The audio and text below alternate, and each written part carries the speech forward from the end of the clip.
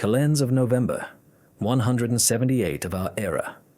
The sun is a pale ghost over the Rhine River, in Germania Inferior. A bone-chilling mist, born from the dark waters and the sprawling swamps of the frontier, clings to the world like a burial shroud. It muffles all sound, swallowing the calls of crows and turning the dense oak forests into a realm of shifting gray phantoms. Through this spectral landscape, a band of warriors moves with the quiet confidence of wolves. They are chatty, their long hair matted with grease and clay, their bodies hardened by a life of raid and hunt. At their head is Gundevald, a chieftain whose ambition burns brighter than his years. His eyes, the color of a winter sky, are fixed on a shape slowly emerging from the fog. The Roman fortress, Vetera Castra. It stands unnaturally straight against the wild curves of the land, a testament to an alien geometry of power. Its turf ramparts and timber palisades rise from the earth, punctuated by the sharp angles of watchtowers. To Gundevald and his men, it is a curious, almost laughable sight. "Look at it," sneers a warrior named Thrasimund, his hand resting on the pommel of his long iron sword. "A pen for livestock. Our hill forts sprawl across the land, embracing the earth. They build cages for themselves." Laughter, low and guttural, ripples through the warband. They see the precise 90-degree corners, the rigid ditches, the disciplined layout, and they see weakness. It is too small, too contained. There is no chaos, no wild strength. The sentries walking the ramparts are few, their polished helmets and red crests appearing and disappearing in the mist like fleeting sparks. They move with a predictable rhythm, a clockwork patrol that speaks not of vigilance, but of boredom. Gundevald holds up a hand for silence. He has heard the stories from traitors and deserters. The great emperor, Marcus Aurelius, has bled the Rhine legions for his wars against the Marcomanni and Quadi on the distant Danube. The primary force of this province, the mighty 30th Legion Ulpia Victrix, is scattered, its cohorts on extended patrols, or sent east to fight in the Great German War. Vetera, once a bastion for thousands, is now garrisoned by a skeleton crew, perhaps a single cohort, the scouts had said. 500 men, maybe fewer. 500 Romans to hold a fortress built for 5,000. The thought is intoxicating. For a generation, the Chatti have tested this frontier, launching swift, brutal raids for plunder and glory. They had learned to fear the legions in the open field, where the Roman machine of shield, javelin, and sword could grind any warband to dust. But this was different. This was an opportunity whispered by the gods themselves. They hide behind their walls because they are few, Gundevald declares, his voice cutting through the damp air. They are sheep pretending to be wolves. We will tear down their fence and take the flock for ourselves. His men clash their spears against their hide-covered shields, the sound a dull, hungry thump in the oppressive silence. They see the granaries, the armories, the barracks. They see wealth, weapons, and Roman slaves, all waiting inside that tidy wooden box. The mockery in their hearts is already turning to greed. Inside those walls, the air is thick with a different kind of tension. Centurion Lucius Valerius Acula, of the 9th Cohort of Batavians, stands on the rampart of the Porta Praetoria, the main gate. He is a man carved from the frontier itself, his face a roadmap of old scars and sun-bleached leather. A veteran of the Parthian campaigns and the brutal wars on the Danube, he knows the feel of a false peace, the mist, the silence. It is a predator's cloak. His cohort, the 9th Cohort of Batavians, is one of the best auxiliary units on the Rhine. Recruited from the fierce Batavian tribes, they possess the wild fighting spirit of the Germans, but it has been tempered and forged in the crucible of Roman discipline for more than 1 century. Yet they are only one cohort, 480 men to be precise, holding a fortress designed for 10 times their number. And Optio, his subordinate, stomps his hobnailed caligae on the timber walkway. Quiet as a tomb out there, Centurion. The Germans must be sleeping in their huts, afraid of the cold. Aquila does not turn. His gaze sweeps the impenetrable wall of white fog beyond the sharpened stakes of the defensive ditch. "A tomb is quiet, Optio," he replies, his voice a low gravel.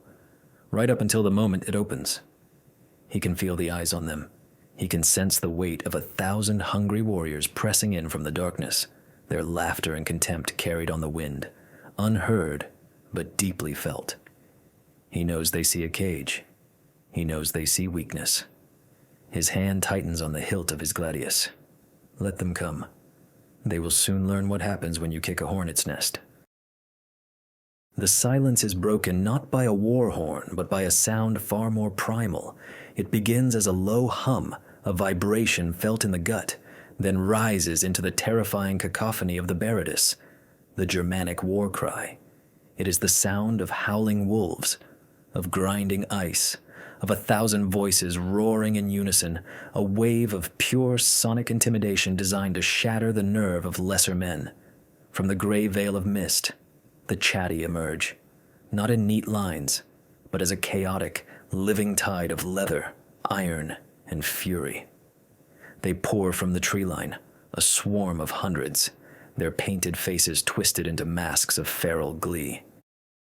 On the rampart, a young Batavian auxiliary named Crixus grips his oval shield so tightly his knuckles are white.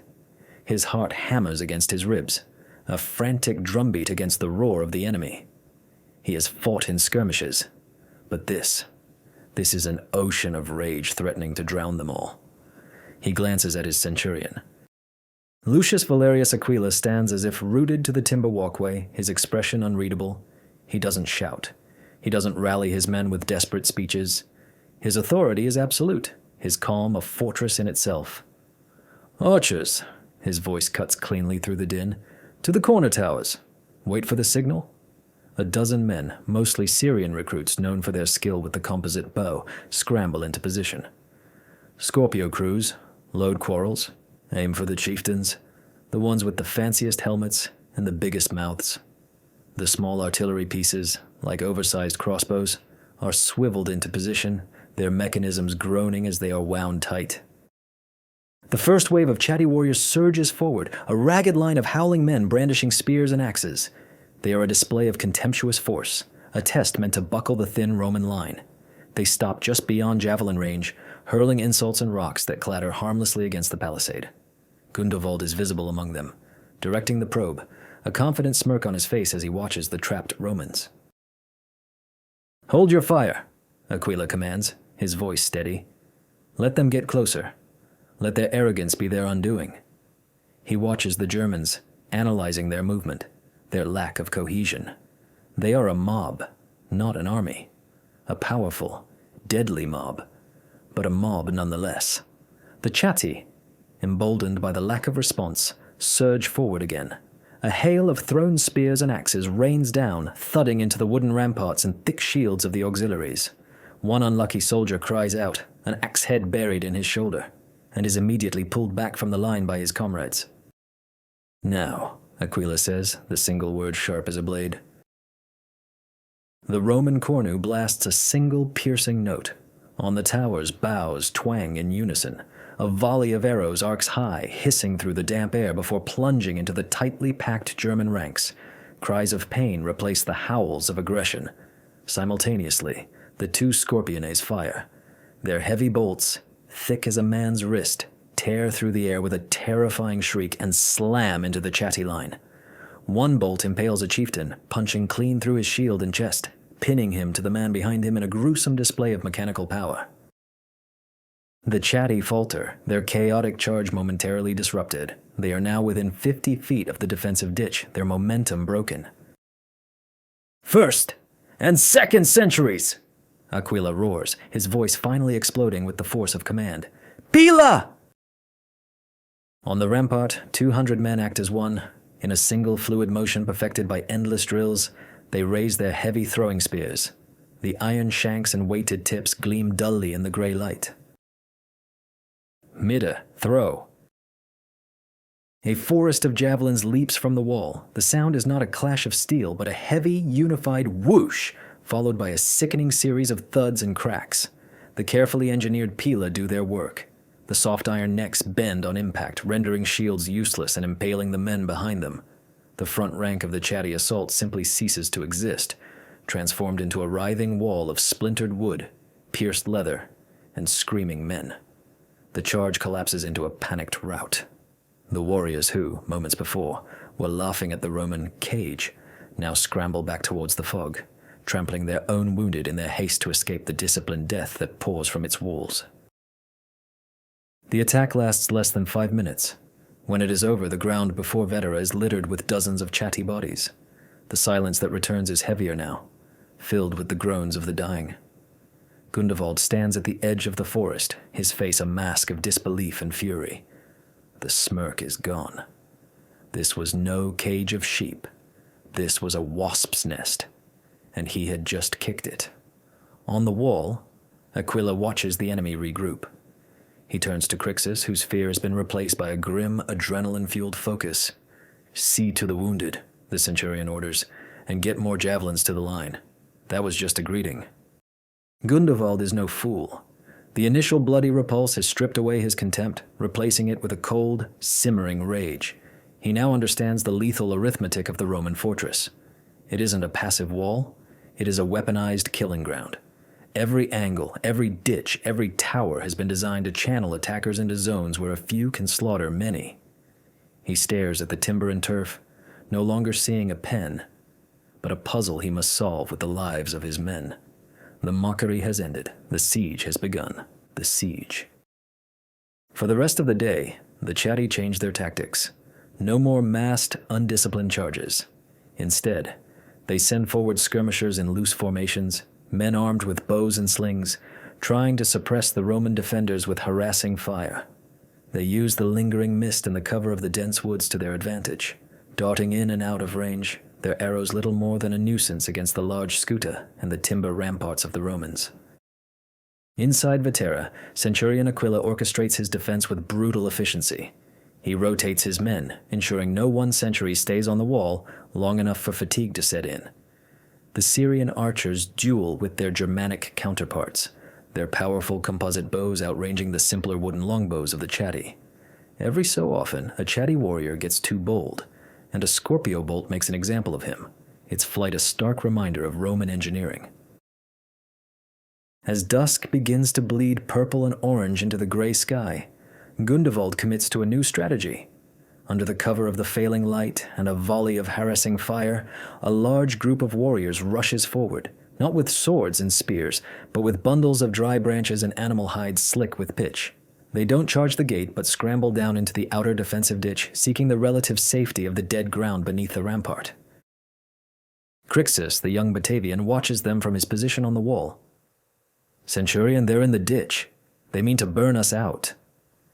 Aquila nods grimly. It was the predictable next move. "Third and fourth centuries," he bellows, his voice carrying along the palisade. "Amphore. Now." From the rear, soldiers haul heavy clay jars, not filled with wine or oil, but with a foul-smelling mixture of quicklime and water. It is a crude but effective weapon of siege defense. As the chatty warriors below begin to stack their kindling against the base of the timber wall, preparing their torches, Aquila gives the command. "Pour." The Roman auxiliaries heave the heavy amphorae over the rampart. The jars shatter on the ground below, splashing the caustic white slurry over the surprised Germans. The effect is immediate and horrific. The quicklime mixture reacts violently with the moisture on their skin and in their eyes, causing intense chemical burns. Screams of agony, far worse than those caused by any clean blade, echo up from the ditch. Men drop their torches, clawing at their faces as their skin blisters and peels. The organized assault dissolves into a blind, stumbling panic in the darkness of the trench. But Gundevald is relentless. As the screams from the ditch fade, a new threat emerges. A heavy, rhythmic thudding begins to echo from the direction of the Porta Praetoria. Under the cover of a shield wall, a crude testudo of overlapping hide shields. A team of his strongest warriors is advancing a battering ram, a massive, freshly felled oak log. "They're at the main gate!" the Optio shouts, his voice tight with alarm. "Let them come," Aquila says, his gaze fixed on the slow-moving shield wall. He turns to the Scorpio crew on the tower overlooking the gate. "Target the ram. Aim for the front, try to splinter it."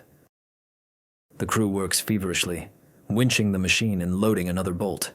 The Scorpio thunders, and the quarrel screams towards its target. It strikes the front of the log with a tremendous crack, shattering a huge chunk of wood but failing to stop its momentum. The Germans roar in triumph and redouble their efforts, the rhythmic thump, thump, thump, growing closer. The gate, made of thick iron-banded oak, groans under the first impact. Then the second. A splintering crack echoes through the fort.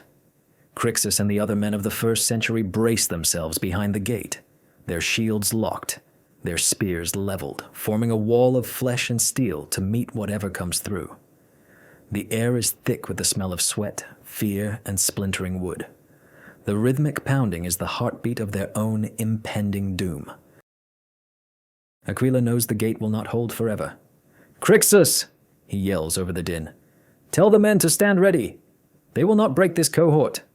They will only break themselves upon it." The centurion draws his gladius. The polished steel catches the flickering torchlight, a sliver of deadly Roman order in a world descending into chaotic violence. The time for ranged defense was over. Soon, it would be iron against iron, discipline against fury. The sound of the battering ram against the Porta Praetoria is a monstrous heartbeat counting down the cohort's final moments. Crack! The outer bar splinters, sending shards of wood flying inward. Boom! The iron hinges groan, strained to their breaking point. Aquila stands just behind the line of his Batavians, his knuckles white on the hilt of his sword. He can see the fear in the wide eyes of the younger recruits, but he can also see the grim set of their jaws. They are Batavians. They were born in this wild land, and they will not yield it easily. With a final, catastrophic crash, the gate gives way. The heavy timber doors are blasted inward, torn from their hinges, creating a jagged, choked bottleneck of shattered wood and iron. For a heartbeat, there is silence. Then, with a unified, guttural roar that shakes the very ground, the Chatti pour into the breach. They are the elite of Gundevald's warband. Huge, berserk warriors, some bare-chested despite the cold, their bodies painted with fearsome symbols. They surge into the opening, expecting to flood the courtyard and overwhelm the defenders with sheer numbers and ferocity. They meet a wall. It is a wall of tall, curved shields, locked together so tightly that not even a knife point could find purchase. It is a wall of disciplined hate, the front rank of Batavians kneeling, their shields braced against the ground, the second rank standing behind them, their own shields covering the heads of the men in front. From this seemingly impenetrable barrier, a hedge of spear points juts out, a gleaming, deadly welcome. The first wave of Chatti warriors, carried forward by their own momentum, smashes into the Roman line. The impact is brutal. Spears snap, shields groan, but the line holds. It gives perhaps a foot, but it does not break. Before the Germans can bring their long swords and axes to bear in the crush, Aquila's voice cuts through the chaos like a trumpet blast. "First rank, Aies, thrust." As one, the kneeling Batavians drive their short, broad-bladed gladi forward in a synchronized, brutal stabbing motion. They don't swing. They punch with lethal force, aiming low for the groin, the stomach, the unprotected thighs beneath the German shields. The attack is brutally effective. Screams of shock and agony erupt from the front of the German mob as men collapse, clutching at horrific wounds. "Recover. Second rank, Ace." The standing rank now thrusts over the heads and shields of the men in front, their longer spears finding throats and faces in the packed mass of attackers. The Chatti are trapped in the bottleneck of the broken gate.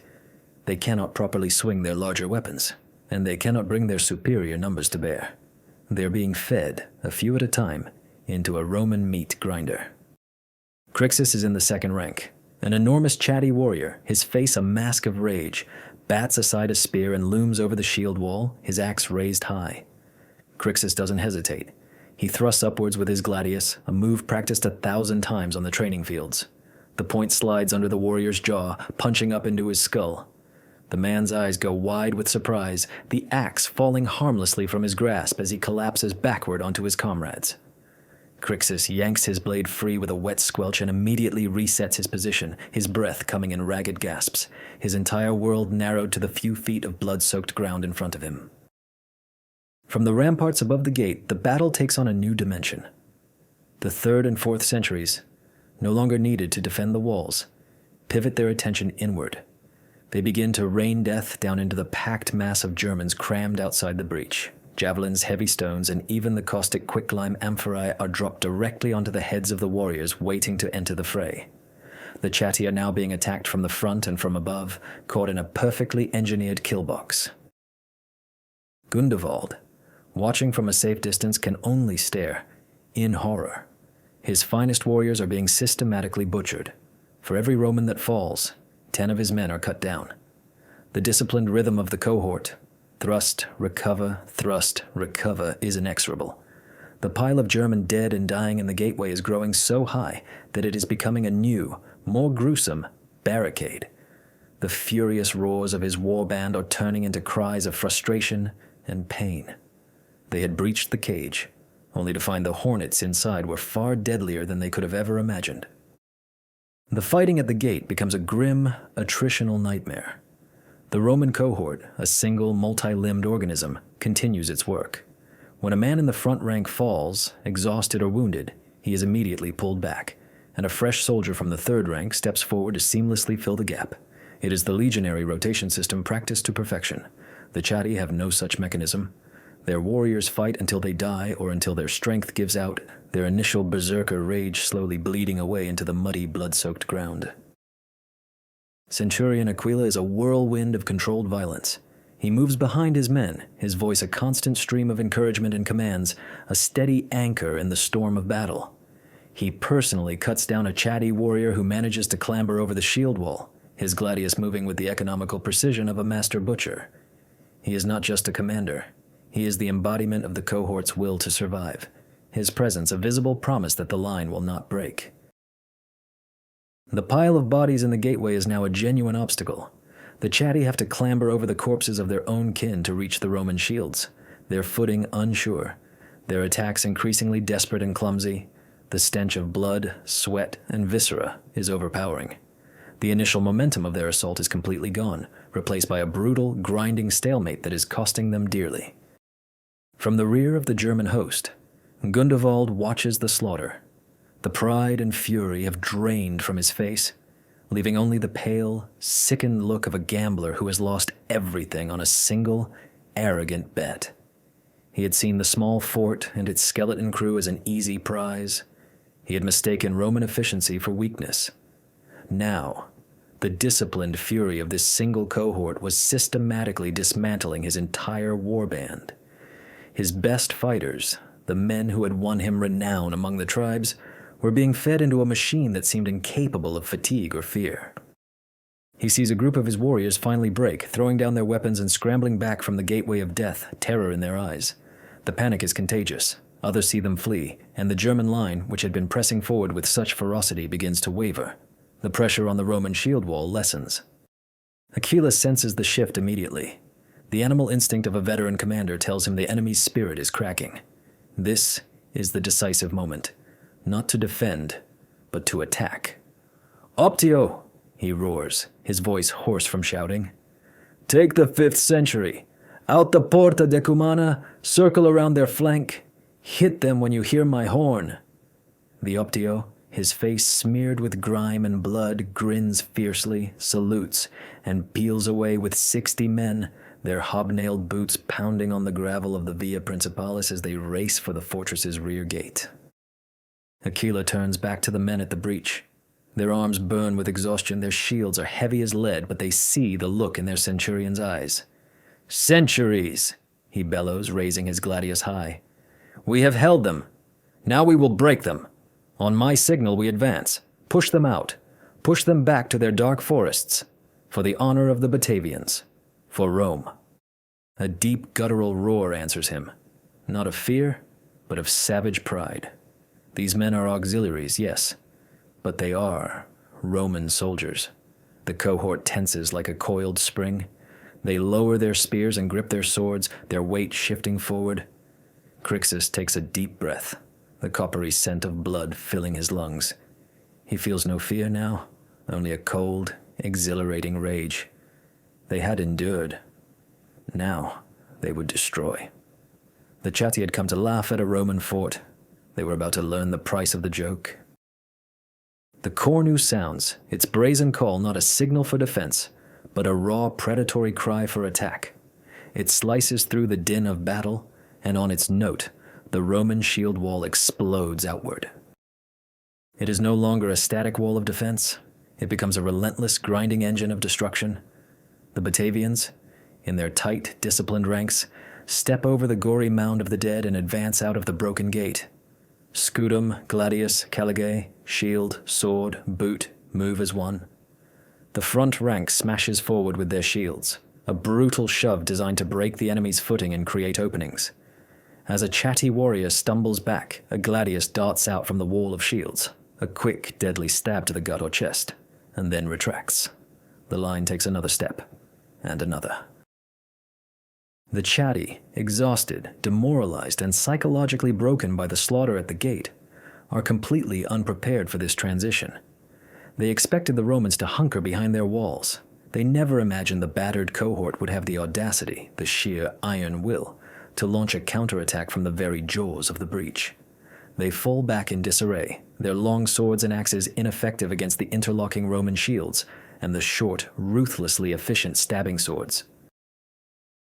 Crixus moves with his century, his world reduced to the shield on his left, the man on his right, and the terrified face of the enemy in front of him.